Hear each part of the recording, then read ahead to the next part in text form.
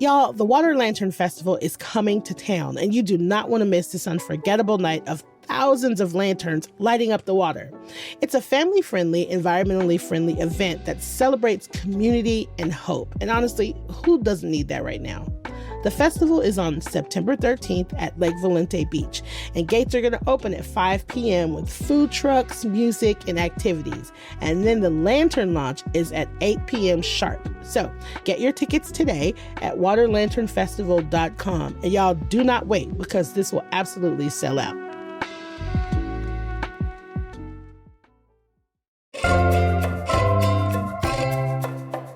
With all the choices for school these days, fewer people are choosing Austin ISD. And now the district is facing a big deficit and has to close schools to save money. So today on CityCast Austin, we're asking some hard questions. Does Austin ISD need better marketing? Is it serving Austin families equally? And do we need extreme choices like an AI school?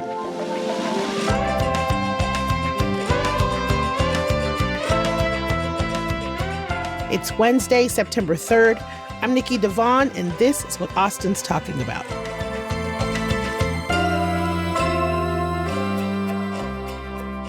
Hello, I am here with Sharon Jason, freelance reporter who wrote a piece for Austin's Free Press, and Chloe Young, who is the education reporter for Community Impact News. Thanks for being here with me today. Yeah, thanks for having me. Happy to be here. Austin Independent School District recently announced that more than a handful of local campuses are going to have to close because of shrinking enrollment. And we also have 3 campuses that are at risk of closing because of bad test scores. Can you tell us about the physical changes that AISD is going through right now? Yes, Austin ISD is definitely undergoing a lot of changes this school year. There's 3 middle schools, Burnett, Dobie, and Webb middle schools that have received 4 consecutive F ratings from the Texas Education Agency. The agency rates school districts and campuses each year based on their performance, mostly looking at STAR scores. And if a campus receives 5 consecutive F ratings or more, the state can either close that school or take over the school district by appointing a board of managers in a place of the board of trustees. So Austin ISD doesn't want that to happen. They're looking to improve performance at these 3 campuses. So they earlier this year, discussed potentially closing Dobie Middle School, but community members really pushed back against that. They did not want to see that school closed. So going into this school year, Austin ISD has adopted what the state calls turnaround plans for these 3 campuses. And they're doing what they call a district managed restart of the campuses using this ACE model. It's accelerating campus excellence, a model that's also been used by Dallas and Houston ISD. And it involves replacing the campus leaders, so the administrators like the principals and assistant principals, and also making sure that they have what they call high quality teachers. So teachers that meet certain student growth standards, are certified, have a certain number of years of experience. So many staff members at these campuses were replaced this school year. Wow. But then alongside that, you also have this school consolidation process that the district is going through right now. This is really related to their budget challenges as well as declining enrollment. So they were projecting a $127 million budget shortfall going into this fiscal year. They've been able to reduce that to $19.7 million after making $44 million in budget cuts, along with other ways they're increasing revenue and making cuts. But they still are having those financial challenges. District officials are saying that their resources are just spread too thin, and they want to have fewer schools that can be better resourced. At the same time, their enrollment is declining. So it's decreased by nearly 15% over the past 10 years, and it's projected to decrease by another 11% by 2034. Wow. Do we know what this loss is coming from? Is it just kids going to charter schools, or is it people moving out of Austin, or is it like a mixture? Do we know that? Yeah, it's hard to know, the exact reason. I'm sure there's multiple Yeah. factors at play, but what their school board president and other officials have told me is that they're seeing more families moving outside of Austin ISD to the suburbs where they can find Yeah. more affordable housing, perhaps. Right. Right. And they also are seeing an increase in students choosing charter schools. We know there's about 16,000 students that reside in the district who either attend a charter school or another public school district. There is a lot of movement, and the declining enrollment is just not going to stop. When I covered schools 20 something years ago, AISD was at a peak and growing, growing, growing, but there were very few private schools. There were no charter schools. The suburbs were tiny. So what we're seeing is an evolution of an urban school district is what's happening. And this has happened in Dallas, it's happened in Houston, and it is really difficult for the school district to deal with the fact that they don't have as many students. They're not getting the state funding because it's per pupil. And so if they lose students, they're losing money. And then some schools are capacity or over. And that's why some of the schools have, increased their size or built a new campus. But things are really changing, and the movement outside and the pull of the charter schools, I do not think you can discount. And I think finally AISD may be realizing they have to appeal to parents and actually encourage them to stay in the district, or at least transfer to a school. I mean, they have a transfer policy also, which allows pretty free transfers if the school is not at capacity. Wow. Oh, I did not know that. So we don't have the state-funded vouchers yet. That's going to start next year, but there are new private schools opening up around town, including the Alpha School, where kids learn how to use AI. What is going on with that? It's a very interesting concept. So the school operates off what they call their 2-hour learning platform. So students complete their academic coursework in 2 hours each school day. And the platform has an AI tutor that essentially allows students to learn at their own pace. Their co-founder, Mackenzie Price, told me that students can learn twice as fast as they would in a traditional school environment. That's what that school claims. So they have multiple academies, but last school year they opened 3 new schools in the Austin area. So there's a GT school for gifted and talented students in Georgetown, an esports academy in Northwest Austin, and a sports academy in the Lake Travis, Hudson Bend area. I actually visited the esports academy. It was very interesting. Students do their learning with the AI tutor for 2 hours a day, but spend the rest of the day playing and interacting with some of their favorite video games, like Minecraft, Fortnite, Overwatch. But they try to use these platforms to teach students different skills like teamwork, communication, public speaking. So yeah, it's a really interesting concept. It is a tuition of $25,000 a year. So it's maybe not something that all families can afford. The Esports Academy had 4 students when I visited earlier this year. I know they're definitely looking to grow that. I'm not sure about the other academies, but it definitely is a unique learning environment. So. And there are no teachers. They don't have technical teachers, but they have what they call guides, essentially employees of the school that are supposed to provide motivational and emotional support to students while they work on the assignments. So they help the students, but they're not necessarily doing the actual teaching. This is going to really appeal to the vast numbers of people who were doing homeschooling. Their children are tennis pros, want to be a skater, or if they're going into acting or something where they want to kind of hone their talents in a different way. And that's why a lot of people did homeschooling. This could be a new area in which people are going to go this route. And then, the homeschooling may end up dwindling as far as those numbers, because those numbers had been growing for quite a while. Right. Where my dramatic mind goes to immediately is, are our public schools becoming obsolete? Because it feels like more and more of a push to find alternative ways for education, which I think are great and awesome. But I do think that a conversation has to be had about alternative ways to traditional education. And so are y'all seeing kind of like more of a trend towards that, or am I just being dramatic? There's definitely a rise in students exploring alternative education options. There's been a rise in private school, and that's projected to increase with the vouchers coming online in 2026. I talked to, a demographer who said that it's really going to depend on, do private schools have the capacity to take on these students? It might take a couple years for them to expand and be able to take more students. Charter schools are expanding as well. According to Zonda Demographics, a demographer in the area, there are more than 100 charter school campuses in the Austin area, and that they enrolled more than 44,000 students last school year, and that's an increase of nearly 1,500 students from the previous school year. And then, as we know, the voucher program will also provide some funding for $2,000 annually for homeschooling. So it'll be interesting to see what options parents choose for their children.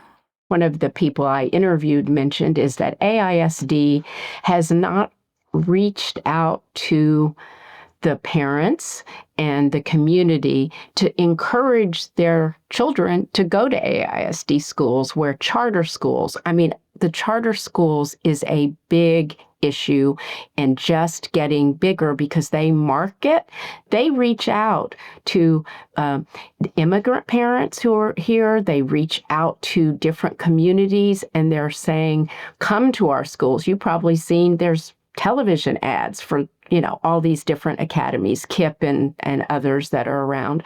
And they provide transportation, which is another thing. So the public schools, they had the market. They were the only game in town. And now they're seeing the effects of the marketplace, so to speak.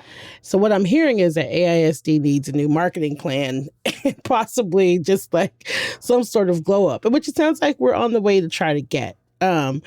I think that it's really interesting that all of these charter schools and all of these private schools are popping up during a time where public funding is, well, not popping up. It's been happening for years, but like right now with the budget cuts and the deficits and we're kind of hurting for money, it almost feels like being kicked when we're down, so to speak. You know what I mean? Like public schools have been kind of fighting the good fight for a while for accessible education. And so I'm curious, is there any maybe early talks of any kind of cohesive education, like maybe partnerships between public schools and charter schools, or partnerships between public schools and private schools even, to try to integrate a little bit more? Yeah, well, Austin ISD actually has partnered with a charter school to operate Mendez Middle School. Oh, nice. That was after the campus received multiple failed A through F ratings, and that's something that they could consider with Burnett, Dobie, and Webb middle schools. So district officials have said that they're going to be testing students throughout the fall semester, and if they don't see the improvements that they're hoping to see, they could choose by the end of the year to partner with a charter school next school year. Yeah. That is another way they could go, because that was one of the kind of threats as to what happens, like should the state take it over. The district really doesn't want to go the way of Houston because they took over the Houston schools, and then, it's a problem. But, part of the issue kind of historically is that leadership at AISD has been so up and down. Like there have not been lengthy administrations, the superintendents who have been there a while. Between 1999 and 2009, there was a good long-term, Pat Forgione was there. But prior to that, they had 7 superintendents in like less than 10 years. Wow. And right now, since 2009 to now, in 14 years, they've had 5. So The consistency has also kind of suffered. The life of a superintendent is not long in a school district because somebody's going to get mad, somebody's going to want to move, somebody's going to get offered another job. So it is tough to keep consistent leadership. And when you don't have consistent leadership, you have constant turmoil and flux. Yeah, that makes sense. And also, how can you have like longevity if people are staying there long? How can you implement any things that you want to change or fix?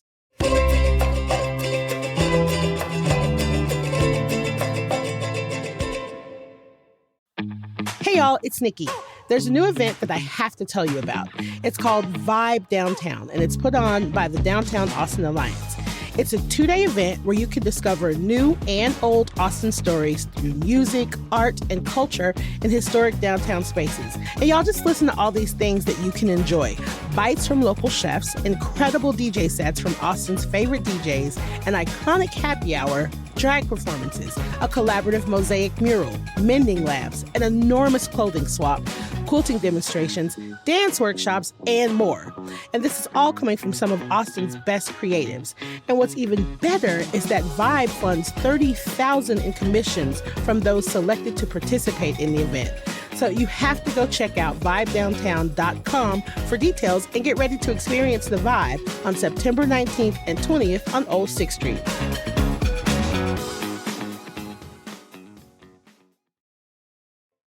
Sharon, you've done some recent reporting on AISD's inequity. Some of these disparities have been apparent, especially when we see schools at risk of closing due to low scores on the east side and not throughout town. For instance, like Dobie Middle School, half of my family went to Dobie. So it's really crazy to think about it closing. AISD recently released an equity assessment report looking at data from 2023 to 2024. What do Austinites need to know about this report? Well, the word has not gotten out about this report, and that is one of the major issues that's happened here, because the report was done and unveiled to the board in December of last year. It was over a year in the making, 342 pages, and I reported on this in Austin Free Press. It is very detailed. They did focus groups with students, staff, and the community. They wanted to find out what people thought. They used TEA data to see what was happening. And yet again, inequity, it was called an equity assessment. However, it unveiled a lot of inequities. Now, that's nothing new. The district has looked at inequity in the past. The biggest issue here is that they offered recommendations. This independent group, West Ed, which the Austin District, the school board hired them to do this. It was, of course, different board members and things, different superintendent, and things change. They found that basically the district had all this information about these things, but they never really acted on anything. The district pretty much just did this report, accepted the report. The board discussed it for all of 30 minutes at their December 12th meeting. And they said they were going to get the word out and get everybody, let the community know. There was nothing. There was nothing. Wow. And here's the situation. The school district has a lot going on. They had lawsuits, just a variety of issues, declining enrollment, no money. But it's another thing they have to deal with, and they just are not. What should people be saying about this? Like, what part of this do you think people should be talking about and be aware about in this report? I would suggest people read the story at austinfreepress.org because it gives you an understanding of the context in which this is occurring. They asked me to do this in March, and I started reaching out to the Austin School District, to school board members. The district started responding and saying they'd provide me with the information. I set lists of questions. This is over the course of many months, and they would promise it, and then nothing. And the board members, I heard back from a couple who said, I don't have anything to add. And most of them did not even respond. I reached out via email. I had cell phone numbers. I reached out over the course of a long period and nothing. They don't want to talk about it. They don't want to talk about it. Not at all. Chloe, have you seen this report? No, I have not. And I think it's really interesting that you're doing reporting on this, Sharon. Like you said, I think a lot of people probably don't know about it. I know there was a report whenever they had school closures in 2019, and their chief equity officer at the time mentioned, I believe her recommendation was to not pursue school closures in a way that would affect historically underserved students, something along those lines. So this is definitely something that the district has been discussing before. And, that's been a big part of the conversation around Dobie, Webb, and Burnett middle schools, is the fact that most of these students are economically disadvantaged. A majority of the campuses are English language learners. So how does that play into the education they're receiving, their testing scores, if there are any inequities there? But it's interesting because TEA Commissioner Mike Morath made some comments about Austin ISD at a press conference the other week when the A through F ratings came out for 2024 and 2025. They said there was 361 high poverty campuses in the state that received an A in 2025, and basically said that, just because students are lower income or come from a certain background, that doesn't mean they shouldn't be performing well at school. He said, poverty is not destiny, and criticized Austin ISD for having a high number of underperforming campuses. I'm going to add one more thing. I'm just going to quote from the actual report about AISD. And the report said there's, quote, a lack of coherence in the district's approach to addressing inequities, but there is little evidence of these strategies being coordinated, and then nor of, quote, monitoring taking place to ensure implementation is ongoing. So they have the tools, but there's not been the implementation. So they get these reports, they find out the same thing they've known before, and then they did it, and they put it away, and it's someplace, and it's going to take the public to say, why aren't you doing something? Yeah, so they have all of the knowledge and no implementation, no follow through.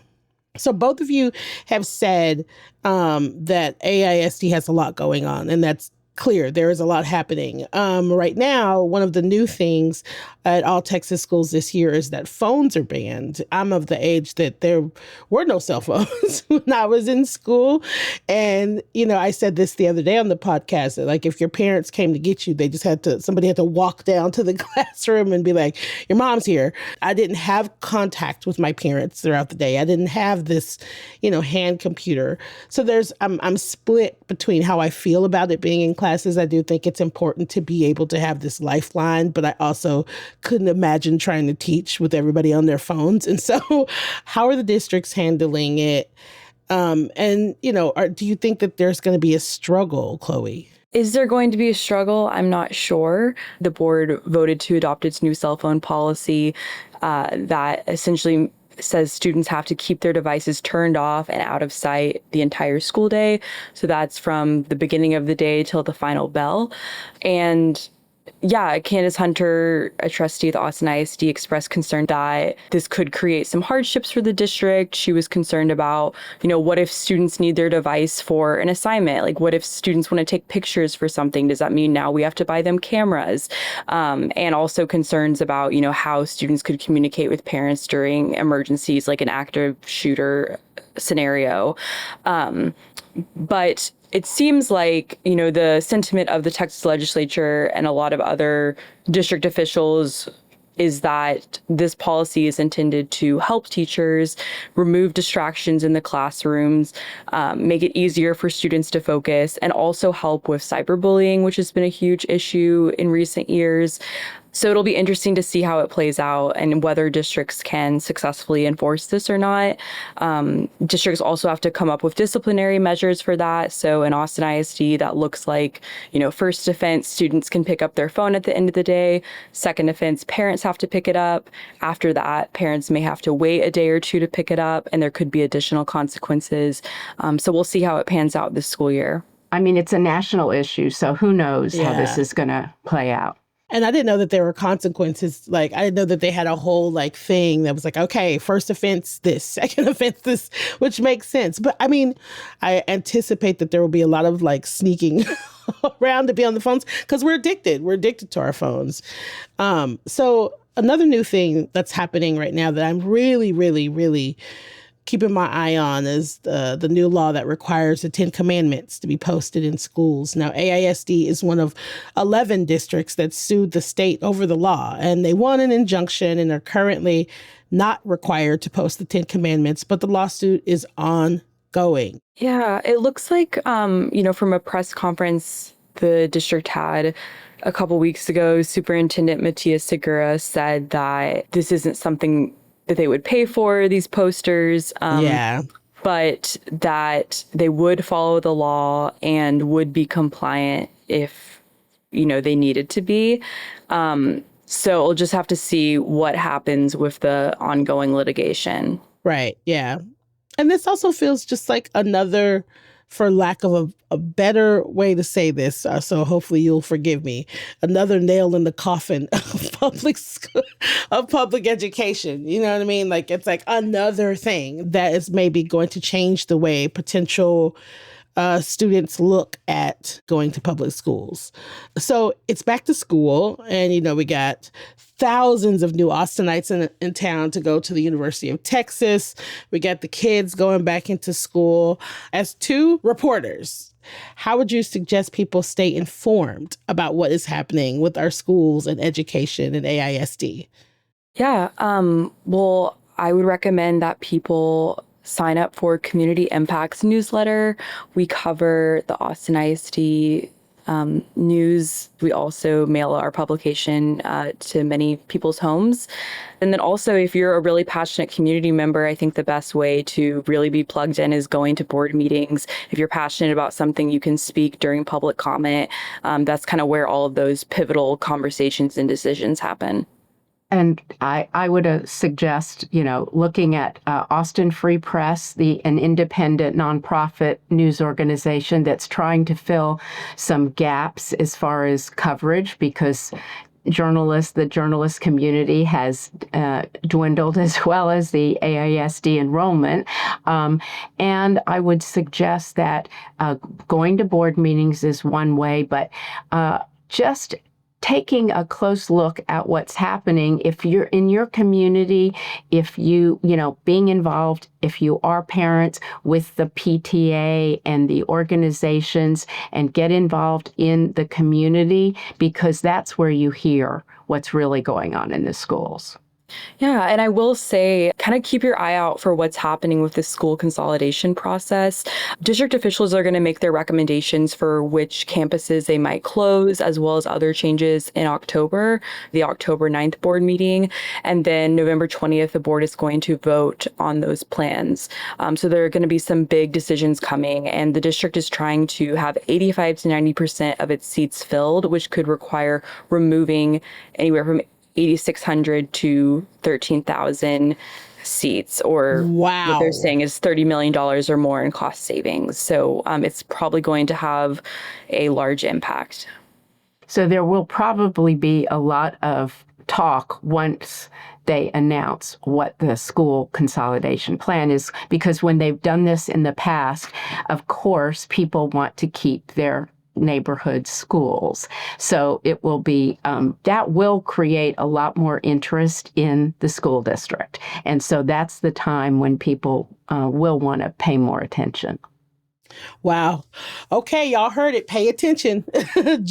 Sharon, Chloe, thank you so much for being here with me and bringing me up to speed and talking about our crazy AISD stuff that's happening. Thank you for telling me about this report. And until next time, we will see y'all soon. Thank you. Thank you. Before you go, you know what day it is. It's Wednesday, so I've got a little midweek mood boost for you. This week, there's 2 anniversaries worth celebrating. Austin's favorite dance party, Buddy Rock, is celebrating 15 years. This brainchild of DJ Chorizo Funk and the powerhouse duo of Riders Against the Storm, Shaka and Kidada, brings people of all backgrounds together and creates a safe space to let go, dance, and be free. So congrats on 15 years, y'all. And secondly, the beloved East Austin spot Juan in a Million celebrated 45 years in Austin. Started in 1980 by school teachers Juan and Myrna Meza, it's still owned and operated by the Meza family now. Juan in a Million is known for its delicious food, their bomb-ass tacos, friendly atmosphere, and the notorious line on the weekend, but it's totally worth it. So congrats to them for thriving for 45 years in a city that's constantly changing and often makes it impossible for businesses to stay open. So make sure y'all go check them out if you haven't.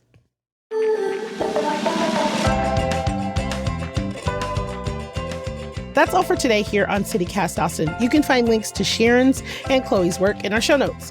If you enjoyed the show, why not tell a friend, rate the show, leave us a review, and subscribe to our Hey Austin newsletter. And, as usual, if you really, really love CityCast Austin, help support it by becoming a neighbor today at membership.citycast.fm. We will be back tomorrow morning with more news from around the city. Bye, y'all.